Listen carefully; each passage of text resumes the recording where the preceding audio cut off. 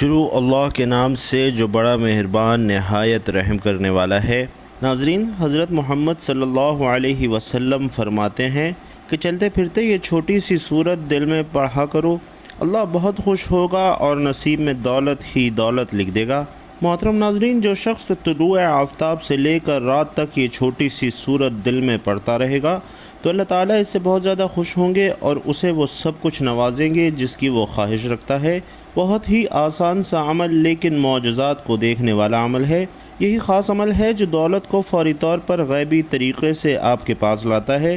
ایسا عمل ہے کہ ایک دن لوگوں نے یہ وظیفہ پڑھا اور صبح رزق کی دولت سے مالا مال ہو گئے، گھر میں کاروبار میں دولت کی ریل پیل ہو گئی اور دولت کی برسات صبح سے ان کی زندگی میں شروع ہو گئی۔ دولت کی طوفانی بارش برس رہی ہے۔ پورے دن میں کسی بھی وقت یہ وظیفہ پڑھ کے صبح دیکھنا چاہتے ہیں تو 5 منٹ کا یہ عمل آپ لوگ کر کے دیکھ لیجئے۔ تقدیر کے اگر بند تالے نہ کھل جائیں تو پھر مجھے کہنا، تقدیر ایسے کھلے گی کہ آپ لوگ خود مجھے کہو گے کہ ہمارا یہ مسئلہ تھا، پیسوں کا مسئلہ تھا، رشتوں کا مسئلہ تھا، تکالیف تھیں، گھریلو جھگڑے تھے یا اس کے علاوہ چاہے جو بھی مسئلہ تھا، الحمدللہ وہ حل ہو گیا ہے۔ انشاءاللہ آج کا یہ بہت ہی طاقتور عمل ہے، بے شک آپ خود آزما کر دیکھ لیجئے۔ آپ خود یہ عمل ایک مرتبہ کر کے دیکھ لیجئے، اپنی آنکھوں سے دیکھنا معجزات کو آتے ہوئے، اپنی آنکھوں سے دیکھنا ڈھیر و رزق اور دولت کو آتے ہوئے۔ جس کسی بھائی بہن کو یہ وظیفہ بتایا، اس کی زندگی میں پیسہ تو بے حساب آیا ہی، لیکن پھر اس پیسوں میں اتنی خیر و برکت، فضیلت اور وسعت پیدا ہوئی کہ وہ پیسہ واپس گیا ہی نہیں، وہ پیسہ ایسا آیا کہ پھر کبھی گیا نہیں۔ ایسے تو آپ لوگوں نے کوئی نہ کوئی عمل یا وظیفہ لازمی کیا ہوگا اور آپ کو پیسے بھی ضرور ملے ہوں گے۔ میں یہ نہیں کہتا کہ پیسے نہیں ملے ہوں گے، آپ نے محنت اور کامل یقین سے کیا ہوگا تو آپ کو پیسے بھی لازمی طور پر ملے ہوں گے، لیکن پھر کچھ وقت کے بعد، جیسے ہفتے یا مہینے بعد، 2 مہینے بعد ختم ہو گئے ہوں گے۔ تو ناظرین، یہ ایسا وظیفہ ہے کہ پیسہ اگر ایک مرتبہ آپ کے پاس آ جائے گا تو پھر جانے کا نام ہی نہیں لے گا۔ اس پیسے میں انشاءاللہ خوب خیر و برکت ہوگی اور پیسوں کو آپ سے محبت ہو جائے گی۔ یوں سمجھ لیں کہ پیسہ آپ پر عاشق اور مہربان ہو جائے گا۔ دولت اور پیسوں کا یہ ایسا بادشاہ عمل ہے، یہ بادشاہ وظیفہ ہے۔ اپنی زندگی میں جو بھائی بہن کہتے ہیں کہ ہمیں ڈھیروں پیسہ چاہیے، غیبی مال و دولت چاہیے، فوری رزق چاہیے، وہ کہتے ہیں کہ اگر تو ہم صبح کو وظیفہ پڑھیں تو شام تک رزق مل جائے، رات کو وظیفہ پڑھیں تو صبح سے پہلے ہی تقدیر کے تالے کھل جائیں۔ تو یہ وظیفہ آج ان تمام بہنوں اور بھائیوں کے لیے ہے جو ہمیشہ ایک ہی شکایت کرتے ہیں کہ ہماری مالی پریشانی ختم نہیں ہوتی، مالی مشکلات ختم ہونے کا نام نہیں لیتے۔ شوہر ہے، دہاڑی لگاتا ہے، دہاڑی بھی کبھی لگتی ہے تو کبھی نہیں لگتی، جس دن لگ جائے 4 پیسے لے آتا ہے اور وہ اتنے ہوتے ہیں کہ ایک وقت کا کھانا کھاتے ہیں تو دوسرے وقت کا سوچنا پڑتا ہے۔ تنگ دستی ہے، فاقے ہیں، غربت، لاچاری ہے۔ جو ویڈیوز دیکھتے ہیں اتنی پریشانیوں میں ہیں، آپ سب لوگ میرے ساتھ سچے دل سے آمین ضرور کہنا۔ آپ لوگوں کے لیے ناظرین دعا مانگ رہا ہوں، آپ لوگوں کی تنگ دستیوں اور مشکلات کے لیے، کیونکہ یہ آمین کئی لوگ جب ایک ساتھ کہتے ہیں تو میرے بھائیوں اور بہنوں، کسی ایک کے سچے دل سے نکلی ہوئی آمین میں آپ کا کام بھی ہو جاتا ہے۔ تو سب مل کر آمین ضرور کہیے گا۔ ایک چھوٹی سی دعا کروا رہا ہوں تمام لوگوں کے لیے، خاص طور پر جو یہ ویڈیو دیکھ رہے ہیں۔ اے اللہ، اے میرے پیارے اللہ، جو بھائی بہن تنگ دست ہیں اور غریبی اور مفلسی میں جی رہے ہیں، ان کے پاس پیسے کی کمی ہے، رزق کی کمی ہے، مال و دولت کی کمی ہے، اولاد نہیں ہے یا پھر اولاد تو ہے لیکن فرما بردار نہیں ہے، میرے مولا غیب سے ان کو ڈھیر و رزق عطا فرما، ان کو دولت عطا کر اور ان کے پاس اتنا پیسہ آ جائے کہ جو میرے بھائی بہن اس وقت یہ ویڈیو دیکھ رہے ہیں، اتنی دولت آ جائے کہ وہ خود محلے بھر میں غریبوں اور مستحق لوگوں میں بانٹ کر تھک جائیں اور پھر بھی سمجھ نہ آئے کہ مزید مستحق افراد کہاں سے تلاش کریں اور دولت پھر بھی ختم نہ ہو۔ اے میرے اللہ پاک، جو میرے بہن بھائی پریشان حال ہیں، اے میرے مولا پاک، تو ان کی بھی مدد فرما اور تمام دنیا کے مسلمانوں کی مدد فرما۔ اے اللہ، ہم نے جو کچھ بھی مانگا ہے وہ سب کچھ ہمیں اپنے فضل و کرم سے عطا کر دے، اور جو نہیں مانگ سکے اپنی فضل و کرم سے وہ بھی ہمیں عطا کر دے۔ آمین یا رب العالمین۔ بھائیوں اور بہنوں، آمین لازمی کہیے گا۔ جو آپ کو ابھی بتانے لگا ہوں ناظرین، یہ وظیفہ آپ نے اللہ تعالیٰ پر پورا یقین اور اپنے اللہ سے امید رکھتے ہوئے کرنا ہے۔ کسی بھی صورت میں آپ کو مایوس نہیں ہونا، کیونکہ اچھے اور برے حالات ہمیشہ کے لیے نہیں ہوتے۔ آپ نے نا امیدی کا شکار نہیں ہونا، کیونکہ زندگی بہت عجیب ہے۔ کبھی کبھی یہ اتنی خوبصورت لگتی ہے کہ جی چاہتا ہے کہ ہمارا ناطہ ہمیشہ زندگی سے جڑا رہے اور کبھی بھی یہ ناطہ نہ ٹوٹے۔ اور جب کبھی زندگی ہماری امیدیں اور توقعات پورا کرنے میں ناکام رہتی ہے تو دل کرتا ہے کاش یہ زندگی جلد ختم ہو جائے۔ مگر ناظرین، یہ حقیقت ہے کہ دکھ اور درد میں وقت طویل سے طویل تر ہوتا جاتا ہے۔ اسی طویل سفر سے انسان ہار کر مایوسی کا شکار ہو جاتا ہے، اور انسان خود بھی سمجھ نہیں پاتا کہ آخر اس ساری صورتحال سے کیسے نمٹا جائے۔ انسان کی فطرت ہی ایسی ہے کہ اسے زندگی میں سب کچھ اپنے مطابق چاہیے۔ سب اس کی مرضی اور منشا کے مطابق نہیں ہوتا تو وہ نا امید اور مایوس ہو جاتا ہے۔ ساتھ ہی ساتھ اسے یہ احساس ستاتا ہے کہ اب اسے مزید نہیں جینا۔ انسان بنیادی طور پر جلد باز واقع ہوا ہے۔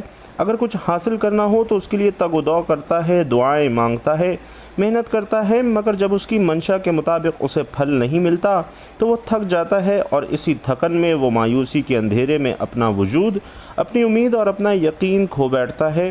اسے زندگی بے رنگ لگنا شروع ہو جاتی ہے، اور دوسرے الفاظ میں اس کی زندگی میں دلچسپی ہی ختم ہو جاتی ہے۔ مگر بھائیوں اور بہنوں، یاد رکھیے کہ کچھ بھی ہمیشہ کے لیے نہیں ہوتا، اور وقت کی خوبصورتی یہ ہے کہ یہ کبھی بھی ایک جیسا نہیں رہتا۔ مشکل ہو تو آسانی بھی مل جاتی ہے۔ حالات چاہے جتنے بھی کٹھن ہوں، مشکلات کے بادل جتنے بھی کالے کیوں نہ ہوں، آسانی کی صبح کا سورج ضرور طلوع ہوتا ہے۔ نہ دکھ سدا رہتا ہے، نہ سکھ سدا رہتا ہے۔ ایسے ہی ناکامی اور کامیابی بھی ہمیشہ کے لیے نہیں ہوتی۔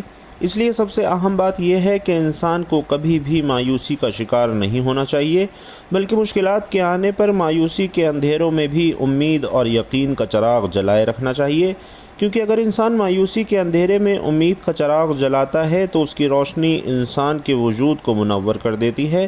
اس روشنی سے انسان باطنی اور ظاہری طریقے سے مزید مضبوط ہو جاتا ہے۔ وہ سمجھ جاتا ہے کہ یہ ناکامیاں اور مشکل وقت سب عارضی ہے، اور اس حقیقت سے وہ آشنا ہو جاتا ہے کہ یہ زوال، یہ مشکلات سب انسان کی ہمت کو جانچنے کے لیے قدرت نے پیمانے بنائے ہوئے ہیں، کیونکہ یہ بھی حقیقت ہے کہ انسان اپنی فتح اور کامیابی سے اتنا مضبوط نہیں ہوتا جتنا وہ اپنے زوال اور ناکامی سے مضبوط ہوتا ہے۔ حقیقت میں مشکل اور نامساعد حالات میں انسان کو اپنی خود کی پہچان ہوتی ہے، اور اسی عمل میں اسے اپنے وجود کا ادراک ہوتا ہے۔ انسان اپنی چھپی ہوئی خوبیوں کو جانچنے کے لیے مزید مضبوط ہوتا جاتا ہے، اسے اپنے سے وابستہ رشتوں کی پہچان ہوتی جاتی ہے، اور وہ آسانی سے جان لیتا ہے کہ کون اس کے ساتھ مخلص ہے اور کون نہیں۔ انسان کے لیے مشکل وقت گزارنا بہت مشکل ہوتا ہے، اور اس وقت کو مزید مشکل انسان کے اپنے منفی خیالات بناتے ہیں۔ انسان حقیقت میں اپنے خیالات کے ذریعے ہی یرغمال بنتا ہے، اور وہ سمجھتا ہے کہ وہ زندگی کی دوڑ سے باہر ہو گیا ہے، اس کے دیگر ساتھی بہت آگے نکل چکے ہیں اور وہ سب سے پیچھے رہ گیا ہے، سب کچھ ہار گیا ہے۔ منفی خیالات صورتحال کو مزید پیچیدہ کر دیتے ہیں اور انسان کی سوچ کو مزید الجھا دیتے ہیں۔ اس لیے اگر مشکل حالات آ جائیں تو سب سے پہلے اپنے خیالات کو مثبت رکھیے۔ یہی کوشش کریے کہ جو کچھ زندگی میں بہتر حاصل کیا ہے اسے یاد رکھا جائے، تاکہ یہ محسوس کیا جا سکے کہ زندگی آپ پر کتنی مہربان رہی ہے، اور اسی سوچ سے امید پیدا ہوگی کہ اس بار بھی انشاءاللہ زندگی مہربانی ہی کرے گی۔ ساتھ میں یہ سوچ بھی مضبوط رکھنی چاہیے کہ ہر طوفان آپ کی زندگی کو تباہ کرنے کے لیے نہیں آتا، کچھ طوفان آپ کے راستے صاف کرنے کے لیے بھی آتے ہیں۔ امید کے ساتھ یقین بھی ہونا چاہیے کہ جس رب نے اس دنیا میں بھیجا ہے وہ کبھی بھی ہم سے غافل نہیں ہوتا۔ رب نے قرآن میں بھی انسان سے کچھ وعدے کیے ہیں، اور بے شک اس کے سارے وعدے سچے ہیں۔ قرآن پاک میں ہے کہ ہر مشکل کے بعد آسانی ہے، اور پھر فرمایا کہ انسان کی ہمت سے زیادہ اس پر بوجھ نہیں ڈالا جاتا۔ اس لیے انسان جب امید اور یقین کا دامن تھام لیتا ہے تو یہ اس کے احساس اس کے وجود میں گھر کر جاتا ہے کہ امید اور یقین ہی وہ واحد سہارے ہیں جن کے ذریعے وہ اپنے مشکل اور ناپسندیدہ حالات سے نبرد آزما ہو سکتا ہے۔ اور حقیقت میں امید اور یقین کا چراغ ناظرین بہت ہی خوبصورت اور قیمتی چیز ہے۔ یقین جانیے یہ ایسا چراغ ہے جو کسی بھی مردہ وجود اور بے جان خواہشات کے اندر ایک نئی روح پھونک دیتا ہے، اور اس چراغ کی روشنی اتنی خوبصورت ہے، اتنی معطر ہے کہ انسان اس کی خوشبو سے خود کو پرنور محسوس کرتا ہے۔ کیونکہ اس کی روشنی اپنے اندر ایک خاص جادوئی طاقت رکھتی ہے، اور اسی جادوئی طاقت کے ذریعے انسان کی سب مایوسی اور پریشانی ختم ہو جاتی ہے۔ اس لیے مشکل حالات کو اپنے رویے سے مشکل ترین مت بنائیے، بلکہ امید اور یقین کو تھام کر رکھیں گے تو ہر مشکل سفر بھی بآسانی طے ہو جائے گا۔ قرآن مجید میں ارشاد ہے کہ تم فرماؤ اے میرے وہ بندو جنہوں نے اپنی جانوں پر زیادتی کی ہے، اللہ کی رحمت سے نا امید نہ ہو، بے شک اللہ سب گناہ بخش دیتا ہے، بے شک وہی بخشنے والا مہربان ہے۔ ناظرین، اس میں اللہ تعالیٰ نے اپنے بندوں پر اپنی کامل رحمت، فضل اور احسان کا بیان فرمایا ہے۔ چنانچہ ارشاد فرمایا کہ اے حبیب صلی اللہ علیہ وسلم آپ فرما دیں کہ اللہ تعالیٰ ارشاد فرماتا ہے کہ اے میرے وہ بندو جنہوں نے کفر اور گناہوں میں مبتلا ہو کر اپنی جانوں پر زیادتی کی ہے، تم اللہ کی رحمت سے مایوس نہ ہونا اور یہ خیال نہ کرنا کہ ایمان قبول کر لینے کے بعد سابقہ کفر اور شرک پر تمہارا مواخذہ ہوگا۔ بے شک اللہ تعالیٰ اس کے سب گناہ بخش دیتا ہے جو اپنے کفر سے باز آئے اور اپنے گناہوں سے سچی توبہ کر لے، بے شک وہی گناہوں پر پردہ ڈال کر بخشنے والا اور مصیبتوں کو دور کر کے مہربانی فرمانے والا ہے۔ ناظرین، اس آیت کے شان نزول کے بارے میں متعدد روایات ہیں، اور ان میں سے ایک یہ ہے کہ حضرت عبداللہ بن عباس رضی اللہ تعالی عنہ فرماتے ہیں کہ مشرکوں کے کچھ آدمیوں نے بارہا قتل اور زنا کا ارتکاب کیا تھا، اور یہ لوگ نبی کریم صلی اللہ علیہ وسلم کی بارگاہ میں حاضر ہوئے اور کہنے لگے کہ جو کچھ آپ فرماتے ہیں وہ باتیں تو بہت اچھی ہیں، لیکن ہمیں یہ تو معلوم ہو جائے کہ کیا ہمارے اتنے سارے گناہوں کا کفارہ ہو سکتا ہے۔ اس پر یہ آیت نازل ہوئی، اور وہ جو اللہ کے ساتھ کسی دوسرے معبود کی عبادت نہیں کرتے اور اس جان کو ناحق قتل نہیں کرتے جسے اللہ نے حرام فرمایا ہے، اور بدکاری نہیں کرتے۔ اور یہ آیت نازل ہوئی کہ تم فرماؤ اے میرے وہ بندو جنہوں نے اپنی جانوں پر زیادتی کی، اللہ کی رحمت سے مایوس نہ ہونا۔ اس لیے ناظرین، ہمیں اللہ کی رحمت اور مغفرت سے مایوس نہیں ہونا چاہیے، اور اس آیت سے معلوم ہوتا ہے کہ بندے سے اگرچہ بڑے سے بڑے گناہ اور بے شمار گناہ بھی صادر ہوئے ہوں، لیکن اسے اللہ کی رحمت اور مغفرت سے کبھی بھی مایوس نہیں ہونا چاہیے، کیونکہ اللہ تعالیٰ کی رحمت بے انتہا وسیع ہے۔ اس کی بارگاہ میں توبہ کی قبولیت کا دروازہ تب تک کھلا ہے جب تک بندہ اپنی موت کے وقت غرغرے کی حالت کو نہیں پہنچ جاتا۔ اس وقت سے پہلے بندہ جب بھی اللہ کی بارگاہ میں اپنے گناہوں سے سچی توبہ کر لے گا تو اللہ تعالیٰ اپنے فضل و رحمت سے اس کی توبہ قبول کرتے ہوئے اس کے سب گناہ معاف فرما دے گا۔ اللہ کی رحمت اور مغفرت کی تو کیا بات ہے۔ چنانچہ حضرت انس بن مالک رضی اللہ تعالی عنہ روایت کرتے ہیں کہ نبی علیہ الصلاۃ والسلام نے فرمایا کہ اللہ رب العزت ارشاد فرماتے ہیں کہ اے انسان، جب تک تو مجھ سے دعا کرتا اور امید رکھتا رہے گا میں تیرے گناہ بخشتا رہوں گا، چاہے تجھ میں کتنے ہی گناہ کیوں نہ ہوں، مجھے کوئی پرواہ نہیں ہے۔ اے انسان، اگر تیرے گناہ آسمان تک پہنچ جائیں پھر تو بخشش مانگے تو میں بخش دوں گا، مجھے کوئی پرواہ نہیں ہے۔ اے انسان، اگر تو زمین بھر گناہ بھی میرے پاس لے کر آئے لیکن تو نے شرک نہ کیا ہو تو میں تمہیں اس کے برابر بخش دوں گا۔ اور اس آیت کا مفہوم مزید وضاحت سے سمجھنے کے لیے امام غزالی رحمۃ اللہ علیہ کا یہ کلام ملاحظہ فرمائیے کہ جو شخص سر تا پا گناہوں میں ڈوبا ہوا ہو، جب اس کے دل میں توبہ کا خیال پیدا ہو تو شیطان اس سے کہتا ہے کہ تیری توبہ کیسے قبول ہو سکتی ہے، وہ یہ کہہ کر دراصل اسے اللہ کی رحمت سے مایوس کر دیتا ہے۔ تو اس صورت میں ضروری ہے کہ مایوسی کو دور کر کے امید تھامے رکھے اور اس بات کو یاد کرے کہ اللہ تعالیٰ تمام گناہوں کو بخشنے والا ہے، اور بے شک اللہ کریم ہے جو بندوں کی توبہ قبول فرماتا ہے۔ ناظرین، توبہ ایسی عبادت ہے جو گناہوں کو جلا دیتی ہے، مٹا دیتی ہے۔ انشاءاللہ وہ آپ کے حالات ضرور بدلے گا، آپ کی تمام مصیبتیں اور پریشانیاں دور کر دے گا، کیونکہ اللہ تعالیٰ کی رحمت بے مثال ہے۔ حضرت عبداللہ بن عباس رضی اللہ تعالی عنہ سے روایت ہے کہ رسول کریم صلی اللہ علیہ وسلم نے فرمایا کہ اللہ تعالیٰ نے اپنے فرشتوں کو نیکیاں اور برائیاں لکھنے کا حکم دیا، اس طرح کہ جو شخص نیکی کا ارادہ کرے لیکن اس پر عمل نہ کر سکے تو اللہ تعالیٰ اسے ایک پوری نیکی شمار کر لیتا ہے، اور جو شخص نیکی کا ارادہ کر کر اس پہ عمل کرے، اس کے حساب میں ایک نیکی کے بدلے 10 نیکیاں بلکہ 700 نیکیاں اور اس سے بھی زیادہ لکھی جاتی ہیں۔ لیکن جو شخص برائی کا ارادہ کرے اور برائی کو عمل میں نہ لا سکے اللہ کے خوف سے یا پھر کسی بھی اور وجہ سے، تو خداوند تعالیٰ اپنے ہاں اس کے حساب میں بھی ایک نیکی لکھ لیتا ہے، اور جو شخص برائی کا ارادہ کر کے اسے عمل میں بھی لے آئے تو صرف ایک برائی اس کے نامہ اعمال میں لکھی جاتی ہے۔ اللہ تعالیٰ جس طرح اپنی ذات میں بے مثل اور بے مثال ہے، اسی طرح اس کی ہر صفت ازلی اور ابدی اور لامحدود ہے، تاہم اس کی صفت رحمت سب سے بڑھ کر ہے۔ قرآن مجید میں ارشاد ہوتا ہے کہ میری رحمت وسیع ہے ہر شے پر۔ حاملین عرش مومنین کے حق میں اللہ کے حضور بخشش کی دعا کرتے وقت کہتے ہیں کہ اے پروردگار، تیری رحمت ہر چیز پر پھیلی ہوئی ہے، بس تو بخش دے ان لوگوں کو جو توبہ کریں۔ ناظرین، اللہ تعالیٰ اپنے بندوں پر مہربان ہے اور وہ اپنے بندوں کی خطائیں معاف کرنا چاہتا ہے، نیک کاموں پر زیادہ سے زیادہ ثواب دیتا ہے، اور ارشاد باری تعالیٰ ہے کہ جو کوئی ایک نیکی لاتا ہے اس کے لیے 10 گنا اجر ہے، اور جو کوئی ایک برائی لاتا ہے تو اسے بس اس کی جزا ملے گی، اور لوگوں پر ظلم نہیں کیا جائے گا۔ اللہ تعالیٰ اپنے بندوں پر بے حد مہربان ہے، بس اس کی رحمت کا دروازہ کھٹکھٹانے کی ضرورت ہے۔ ایک حدیث میں بیان ہوتا ہے کہ اللہ پاک کے پاس 100 رحمتیں ہیں، ان میں سے ایک رحمت اس نے جن، انسان، چوپایوں اور زہریلے جانوروں میں بھیجی ہے، اور اسی رحمت کے سبب سے وہ آپس میں پیار، محبت اور مہربانی کرتے ہیں، جبکہ 99 رحمتوں کو اللہ تعالیٰ نے قیامت کے لیے اٹھا رکھا ہے کہ وہ ان سے اس دن اپنے بندوں پر رحم کرے گا۔ اور روایات میں ہے کہ ایک شخص جس نے کبھی کوئی نیک کام نہیں کیا تھا، موت کے وقت اپنے گھر والوں سے کہا کہ جب میں مر جاؤں تو مجھے جلا دینا، اور پھر آدھی راکھ جنگل میں اڑا دینا اور آدھی دریا میں بہا دینا۔ خدا کی قسم، اگر اللہ نے مجھ پر قابو پا لیا تو وہ مجھے ایسا عذاب دے گا جیسا دنیا میں پہلے کسی کو نہ دیا ہوگا۔ ناظرین، جب وہ بندہ مر گیا تو اس کے بیٹوں نے اس کی وصیت کے مطابق عمل کیا۔